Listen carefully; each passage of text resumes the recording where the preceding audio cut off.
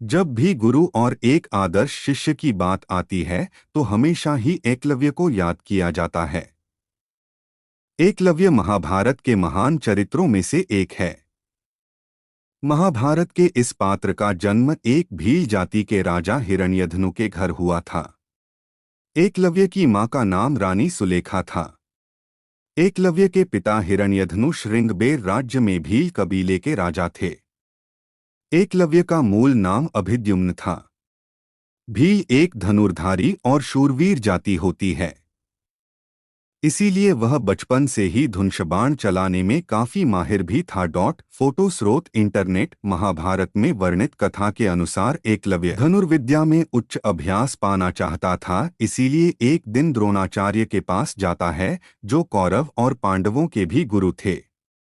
एकलव्य उनके पास बहुत निष्ठा और विश्वास लेकर जाता है, लेकिन छोटे कुल के होने के कारण द्रोणाचार्य ने एकलव्य को अपना शिष्य स्वीकार करने से मना कर देते हैं।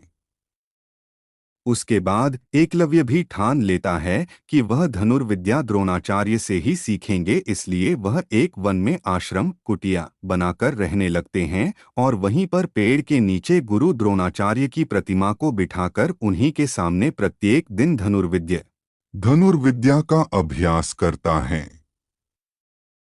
इसी दौरान एक दिन द्रोणाचार्य अपने शिष्यों और एक कुत्ते के साथ उसी वन में आखेट के लिए जाते हैं।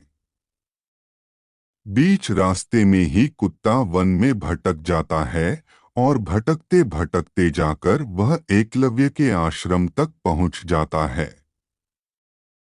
उस समय एकलव्य एकाग्रचित्त होकर अपने धनुर्विद्या का अभ्यास कर रहा था, लेकिन कुत्ते के भौंकने की आवाज से एकलव्य के अभ्यास में बाधा आ रही थी।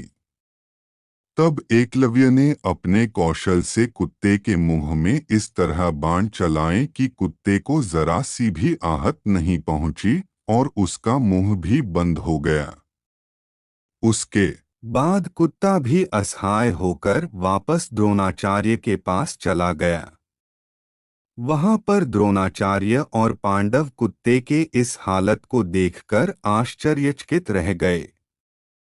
उन्हें जानने की तीव्र इच्छा जागी कि आखिर किस धनुर्धर ने इतने कुशल तरीके से कुत्ते के मुंह में इस तरह बाण चलाए हैं।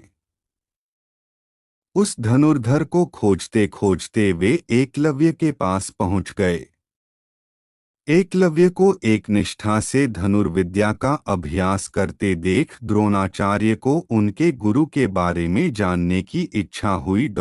एकलव्य द्रोणाचार्य की प्रतिमा की ओर इशारा करते हुए कहा कि वही उसके गुरु हैं। द्रोणाचार्य को उस समय की याद आ जाती है जब उन्होंने एकलव्य को अपना शिष्य स्वीकार करने से मना किया था।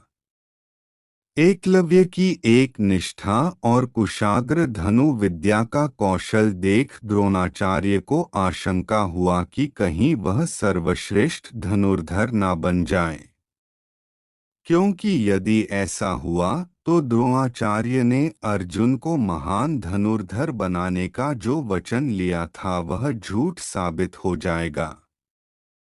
इसलिए वे गुरु दक्षिणा की मांग करते हैं। एकलव्य गुरु दक्षिणा में अपनी प्राण देने की बात करते हैं, लेकिन द्रोणाचार्य उससे अंगूठा मांग लेते हैं और एकलव्य तत्क्षण बिना कुछ सोचे अपना अंगूठा काटकर द्रोणाचार्य के समक्ष प्रस्तुत कर देता है। फोटो स्रोत इंटरनेट। इसके बाद एकलव्य अपने राज्य श्रृंगबेर आ गया। एकलव्य के युवा होने पर उसका विवाह भील कन्या सुनीता से हुआ। सुनीता के गर्भ से एकलव्य को एक पुत्र रत्न प्राप्त हुआ जिसका नाम केतुमान रखा गया। एकलव्य अपने पिता की मृत्यु के बाद श्रृंगबेर का शासक बन गया।